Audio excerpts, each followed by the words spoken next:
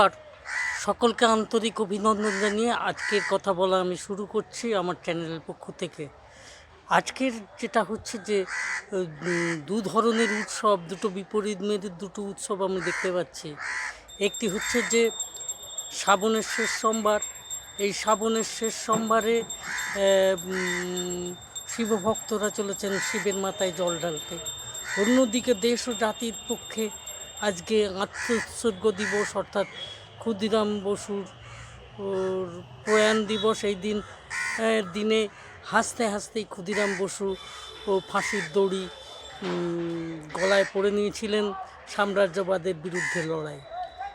এই যে দুটি পথের মধ্যে অত্যন্ত কৃতজ্ঞতার সঙ্গে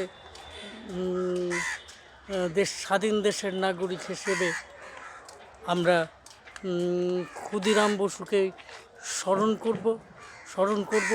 তিনি তো স্বল্প জীবনের মধ্যে ছিলেন, তার মধ্যে দাঁড়িয়ে যেন শিব ঠাকুরও কোথা থেকে এসে হাজির হয়েছিলেন। একবার শিব ঠাকুরের কাছ দিয়ে যেতে যেতে দিদির কাছে বলেছিলেন শিব ঠাকুরের কাছে সে মানত করবে। কারণ কি, তখন তার দিদি জিজ্ঞাসা করেছিল যে তার কোনো অসুখ বিসুখ করেছে কি না। সে তখন বলেছিল, না, আমরা আসলে এই যে ইংরেজ নামক ভূত থেকে কবে তাড়াতে পারবো, সেই জন্য সে শিবের কাছে মানত করতে চায়।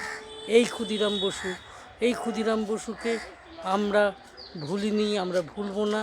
এই কথা বলে আজকের মতো আপনাদের সকলের কাছ থেকে বিদায় নিচ্ছি। নমস্কার।